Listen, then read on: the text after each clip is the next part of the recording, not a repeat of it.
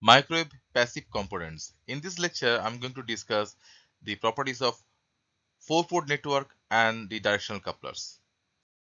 The content includes the properties of the 4-port networks, characterizations of the directional coupler, which will be derived directly from the S matrix of the 4-port networks, and next the two examples of the directional couplers. First one is the Bethe-Hole couplers, and the next one is the two-hole couplers.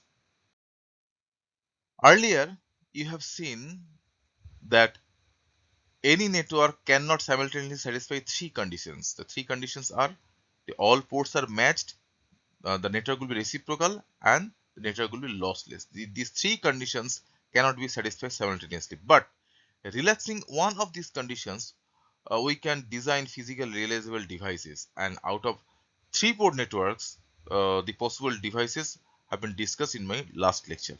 Now here I am going to discuss using the 4-port networks, and this is the matrix S matrix of the 4-port network, where the 4-port networks is primarily, I am assuming, it is reciprocal and all ports are matched. Since all ports are matched, so no reflection will be available from any of these ports. Therefore, S11, S22, S33 and S44, these four element will be 0.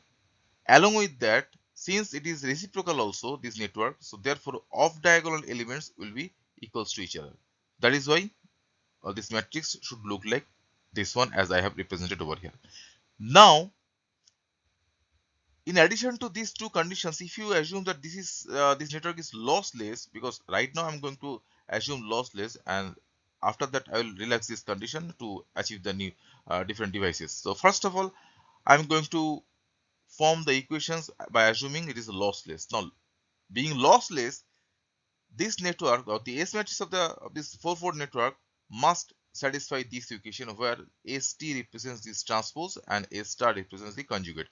So product of the transpose of X with its own conjugate will be equals to the unitary matrix or the identity matrix, where this U uh, is representing the unitary matrix having all of its principal diagonal elements is equals to 1 and all other elements will be equals to 0.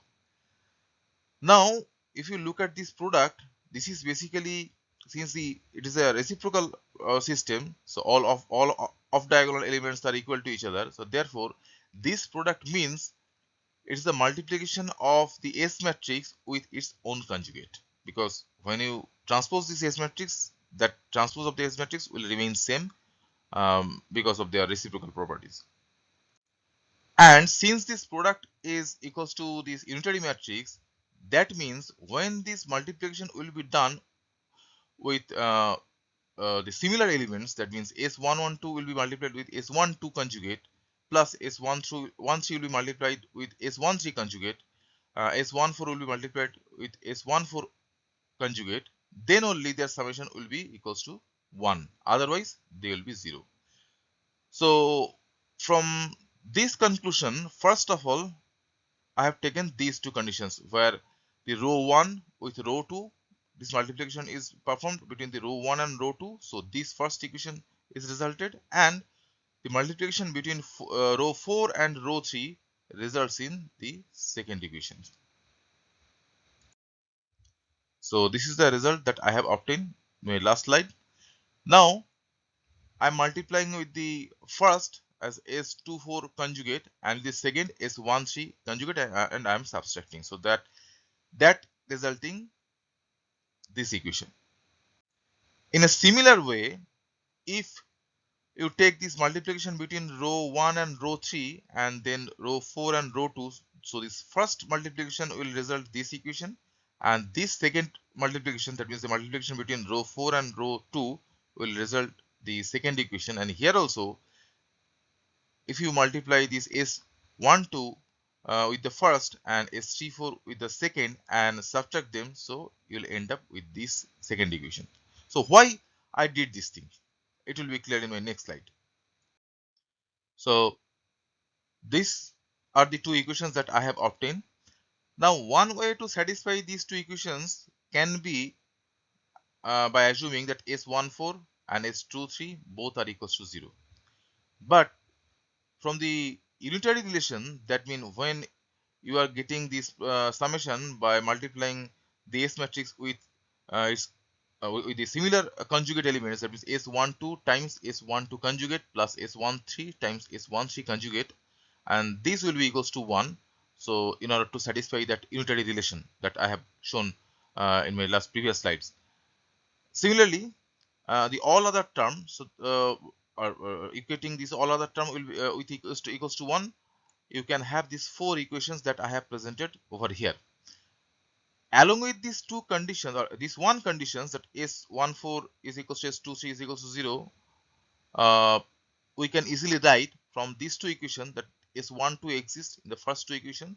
So, and both of these equations are equals to 1. So equating these two equations with each other, we can cancel this 1 2, and finally we can write S13, or magnitude of the S13 will be equals to magnitude of the S24. Similarly, from this second equation and the last equation, you can see here that S24 can be cancelled out, and finally we can write S12 is equals to S34. A magnitude of S12 is equals to S34. So what is, or what are the significance of this 1, 2 and these 3 conditions? Let's see. Suppose this is a directional coupler having this port 1, port 2, port 3 and port 4. Now, as this S14 is equals to S23 is equals to 0, which represents that when you are exciting the port 4, the signal which will be available at port 1, that is 0. Similarly, when you are exciting the port 3, the signal that will be available in port 2, that will be 0. So when you are exciting port 4, the signal cannot be coupled with the port 1, and when you are exciting port 3, the signal cannot be coupled with the port 2. So signal cannot flow or cannot take to flow this path or this path. So either it has to take this path, that is 1 to 3 or 4 to 2, or 1 to 2 or 4 to 3 directly. Now, how can this system can be arranged to take the signal along the specified path? Let's see. The next two conditions are that S13 will be equals to S24. So these conditions, and I'm getting from this equation. So as S13, magnitude of S13 is equals to S24, which means when you are exciting port 3, the signal will be available port 1. Exciting port 3, the signal will be available port 1. And what will be the magnitude when you are exciting port 3 and the signal is reflecting from the port 1? The same magnitude will be available when you are exciting port 4 and you are getting the signal from port 2. So port 4 is the excitation and port 2 you are having. In a similar way, when you are exciting port 2 and you are getting the output from this port 1, the same magnitude of the signal you can have when you are exciting port 4 and you are getting the output from port 3.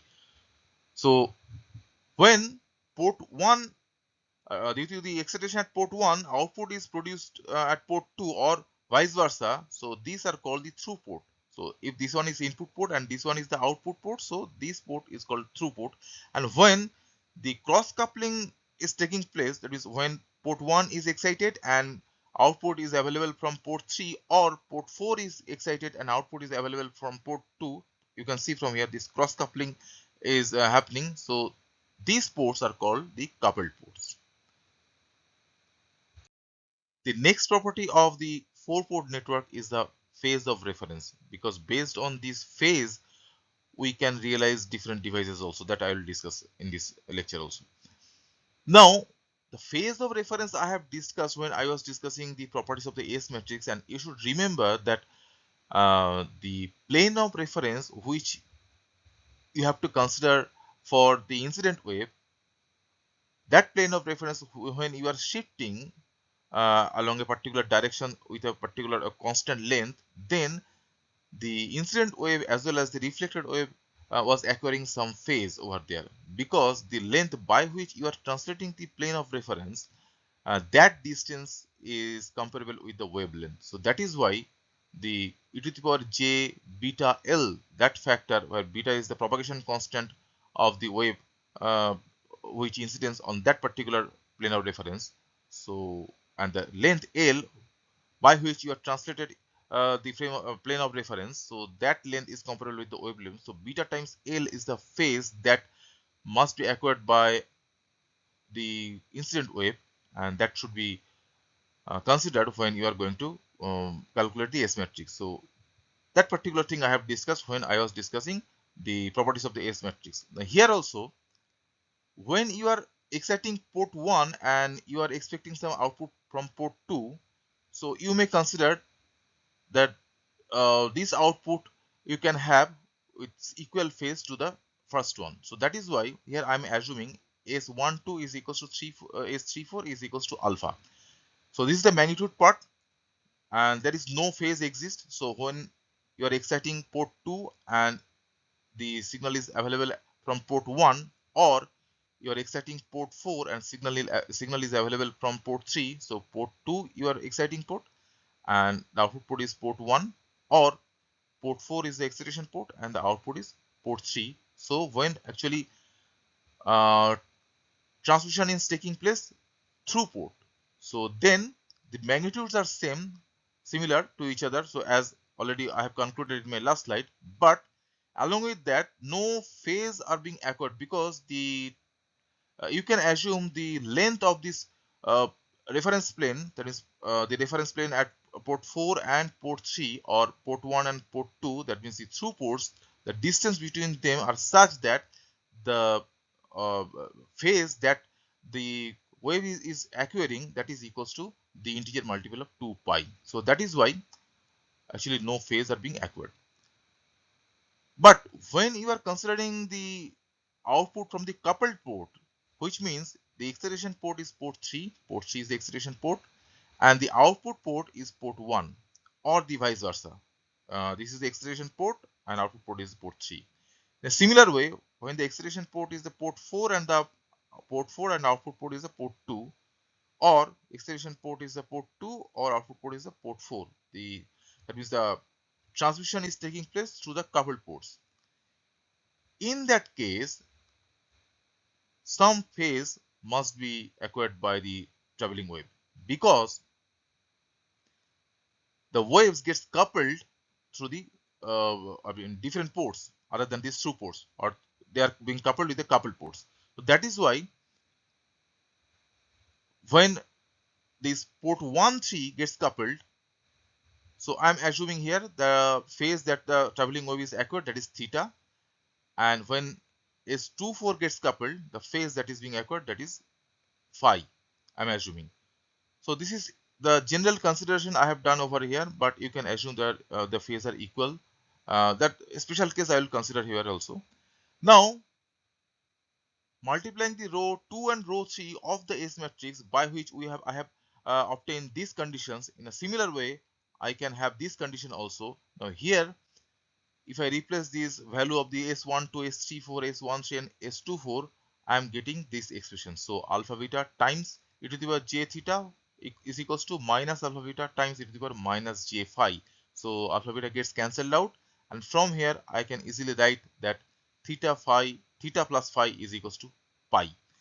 Basically the general solution will be plus 2n pi, but for the minimum value of n, that is 0, the minimum length or minimum phase that I can write, that is the theta plus phi is equals to pi.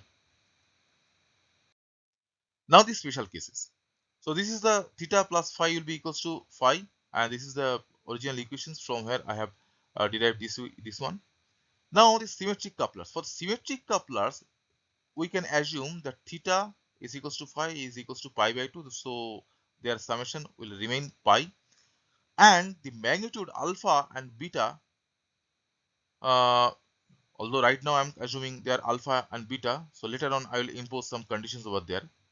So when these theta and phi both are equal, and they are pi by 2, so they becomes a symmetric couplers, and their S matrix will be this one. So S12 is equals to S34 is equals to alpha, so these are alpha, and S13 is equals to 2 4 is equals to beta times e to the power j theta, where theta and phi both are pi by 2.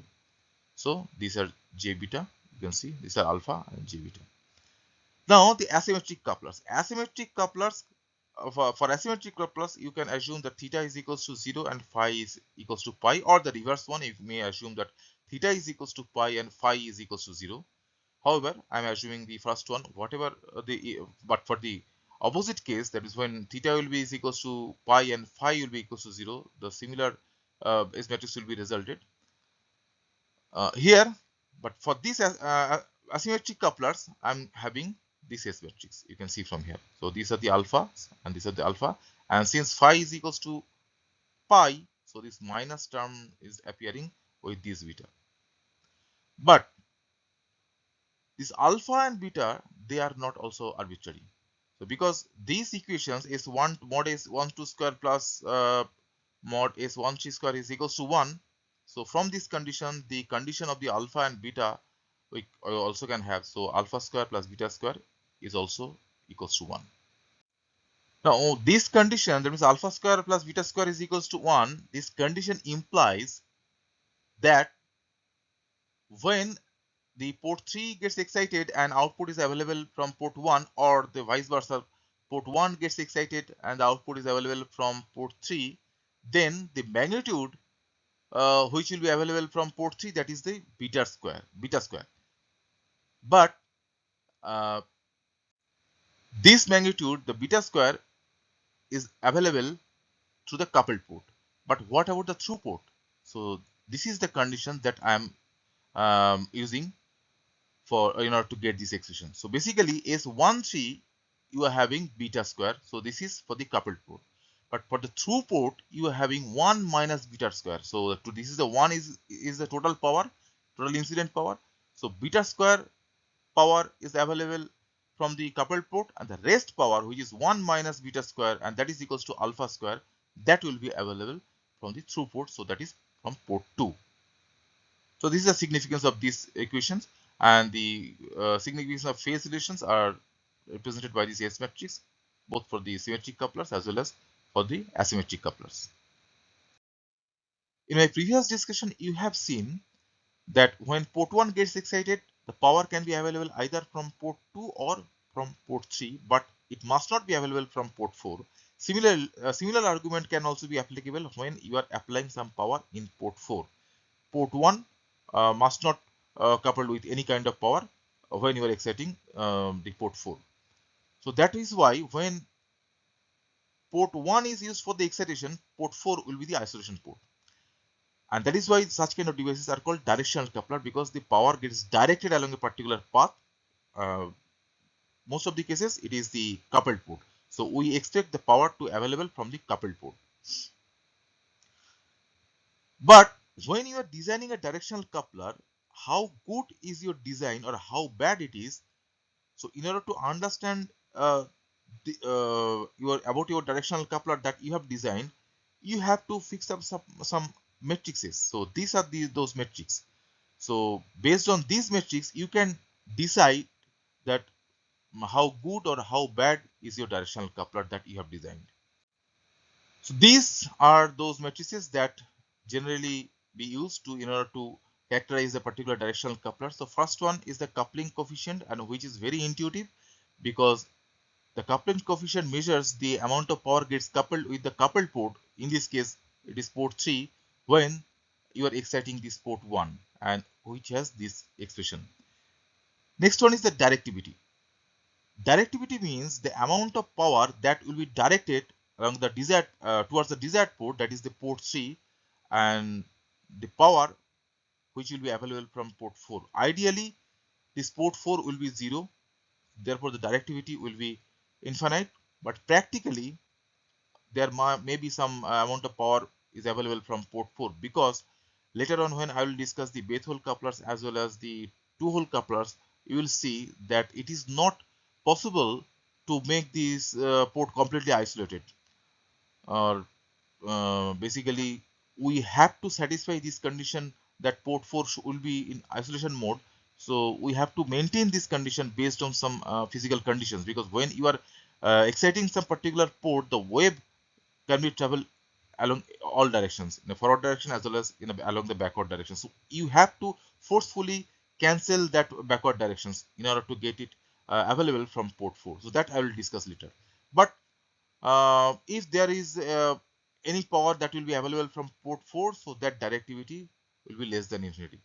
So that is why we have to measure this one, and it has this kind of expression, because S14 is the power that will be available from port 4, and this is the power that will be available from port 3. Isolation. Isolation is that when port 1 gets excited and when some power is available from port 4, ideally the isolation also should be infinite, because port 4 should be 0 ideally, but practically it may not be. Therefore you may need to measure this isolation. Next one is the insertion loss. Insertion loss tells that what amount of power gets available from port 2 when you are exciting port 1, because we are generally interested to have that power from this coupled port, not from the through port. So that is why we need to measure this particular case. There is the insertion loss also. The hybrid directional couplers. The hybrid directional couplers can be resulted very easily, because when the coupling factors are 3 dB, 3 dB coupling factors means when alpha is equals to beta is equals to 1 by root 2, because 3 dB means 20 log of 1 by root 2 is equals to minus 3 dB. So when the coupling factor is 3 dB means both alpha and beta is equals to 1 by root 2, and that conditions that I have used for the symmetric couplers, that will be maintained here, that is the theta is equals to phi is equals to pi by 2. So when these conditions are being maintained, so that couplers is called the quadrature hybrid coupler. In a similar way, the hybrid coupler maintaining these asymmetric conditions, that means when theta is equals to 0 but phi is equals to pi, but alpha and beta is equals to 1 over root 2, because the coupling factor is 3 dB, then it is called the magic T hybrid or the rat race hybrid couplers. Next one is the two examples I will demonstrate based on the directional couplers. The first one is the Bethe hole coupler, and the next one is the two hole couplers. In my previous discussion, you have seen that the directional coupler means the power should be available through the coupled port, and the isolation port remain isolated for the entire range of operations. And in order to characterize a particular directional coupler, I have used these measurement tools, that means the coupling coefficient, directivity, as well as this isolation. But practically, when you are going to design a directional coupler, it is not that that you have designed the directional coupler and automatically the S matrix will be followed, because when you are exciting a particular port, the traveling wave travels around all directions. So it can travel along the forward direction as well as it can travel along the backward direction. So the power can be available from port 2, port 3 as well as from port 4. Practically, you have to design in such a way, you have to maintain particular conditions so that the power that you are exciting from a particular port can only be available from the coupled port, and from the isolation port the power will be 0. So practically it is done by interfering two oppositely directing propagating wave or wave components in such a way that the waves which are interfering in phase, so they will be available from the coupled port, because the in phase components actually reinforce each other. That is why they increases the magnitude, and finally it will be available from the coupled port.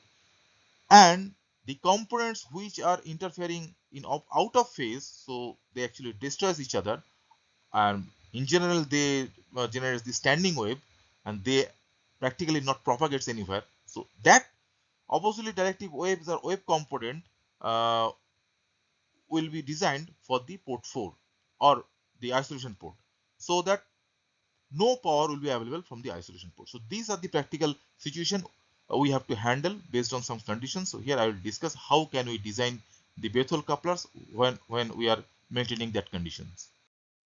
Two types of Bethe hole couplers will be discussed here. The first Bethe hole couplers is represented as the first method, and the first type of Bethe hole couplers is designed by placing one rectangular waveguide on the top of the another rectangular waveguide, and the coupling between two rectangular waveguide is achieved, or basically the coupling between the mode of these two rectangular waveguide is achieved by placing a hole on the common broad wall between these two rectangular waveguides.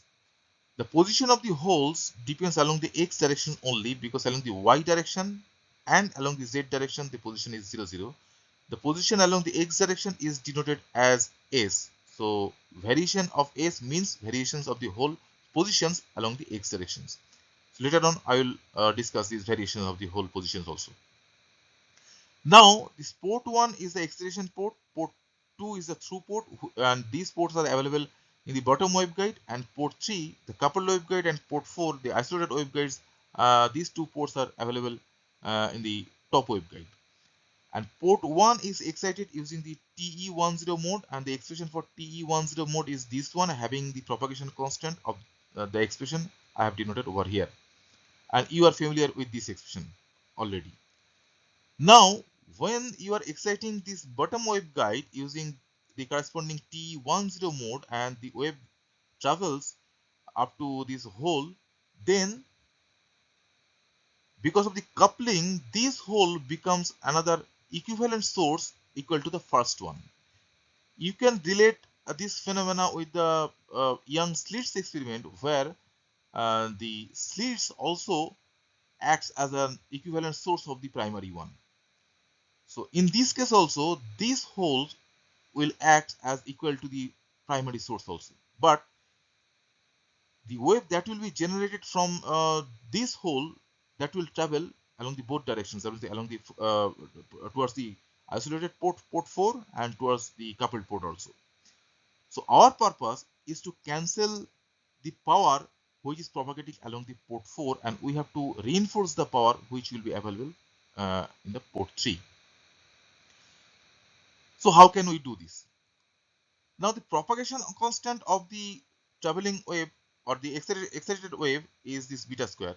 But when the coupling is taking place through this hole, then these two waves will be available. One due to the acceleration wave, which has a propagation constant beta, and the second which gets generated or which becomes available due to these holes. So these holes is acting as an equivalent source equal to the first one. So for this coupling hole, for these holes also another secondary wave will be generated which has equal expression of the first one, but not in magnitude. The magnitude will be different, but the propagation constant will be same. So the wave that will travel along the port 4 and port 3, so that wave has the propagation constant twice of the propagation constant that is I have denoted or I have used for the traveling wave in port 1 or the excitation wave.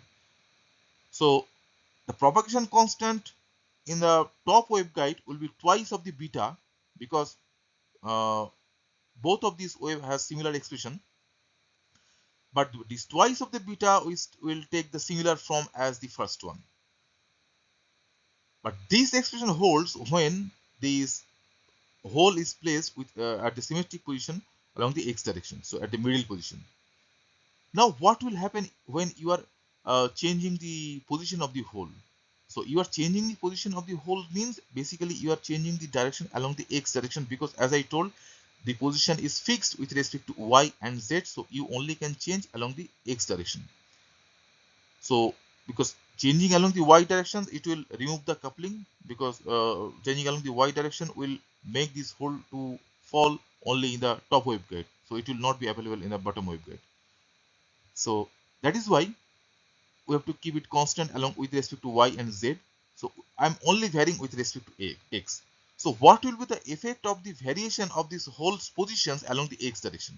So when you are varying this position of the holes along the x direction, so basically you are manipulating uh, this expression, because along the transverse directions, there's the x direction along which you are varying this hole, the transverse directions, electric field and magnetic field is taking this kind of forms. So along the transverse direction, so it is a sine pi x by a. So this is the form that you are actually manipulating by changing the position of this hole. So when s equals to 0, so it is at the middle position, so that means the hole is symmetric with respect to x, so this is the expression.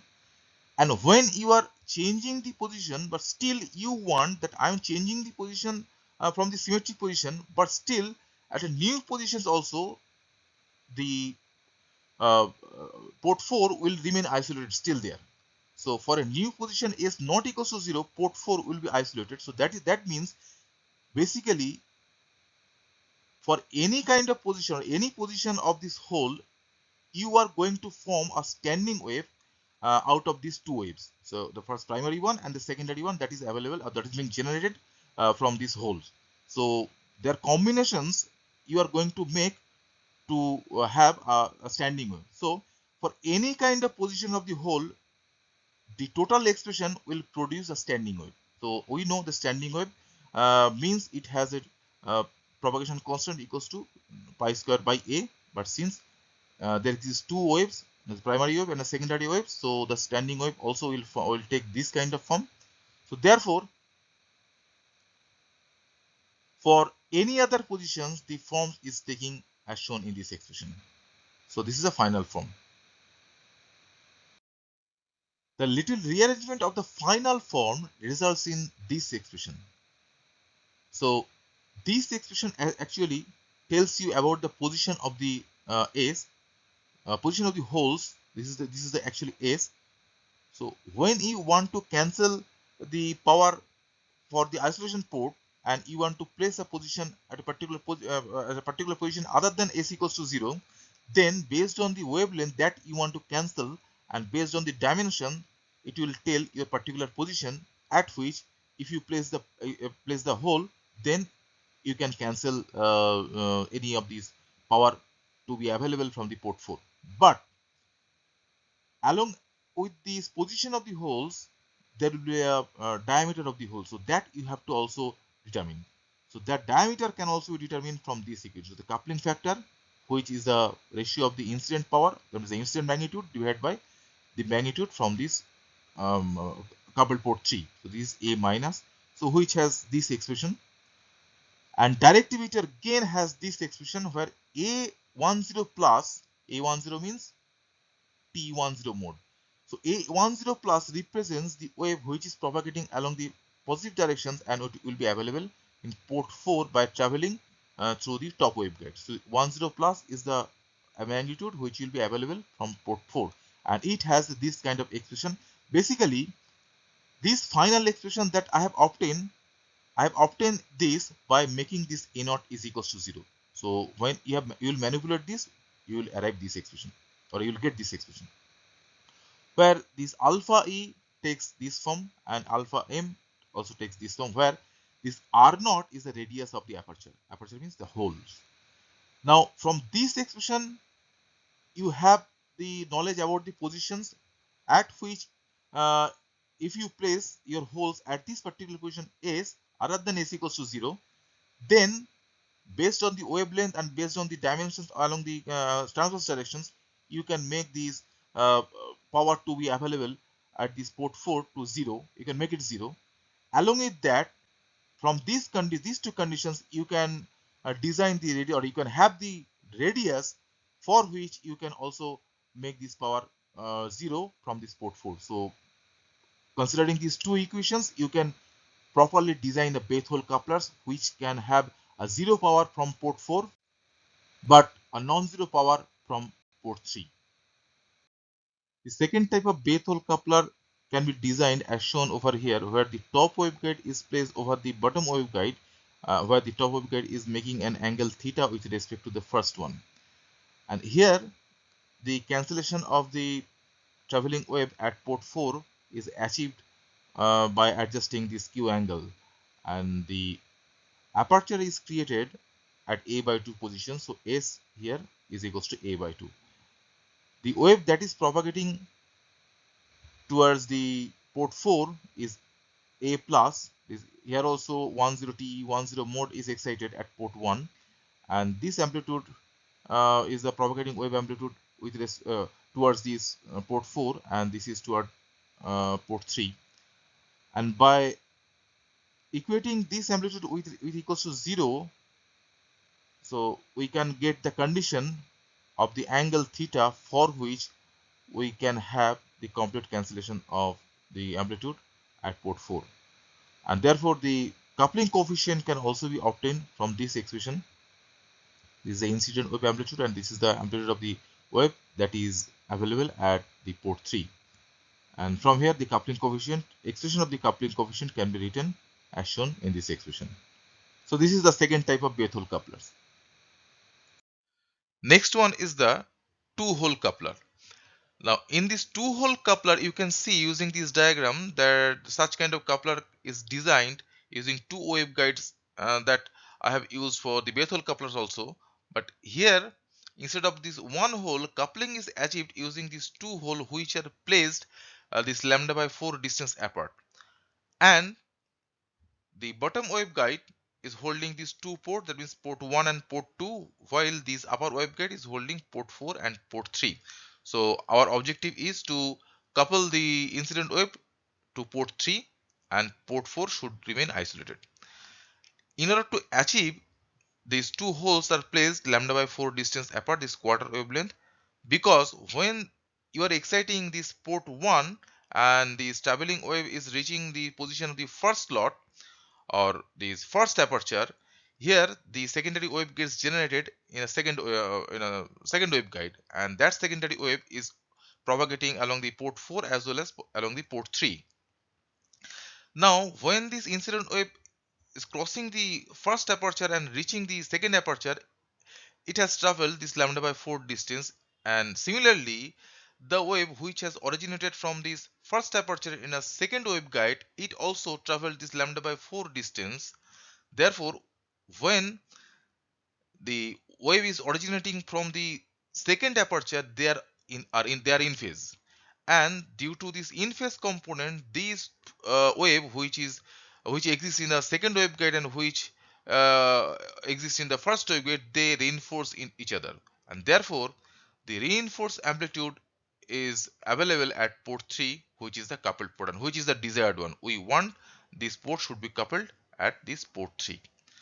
On the other hand, this two aperture is also originating the backward traveling wave in addition to the forward traveling wave.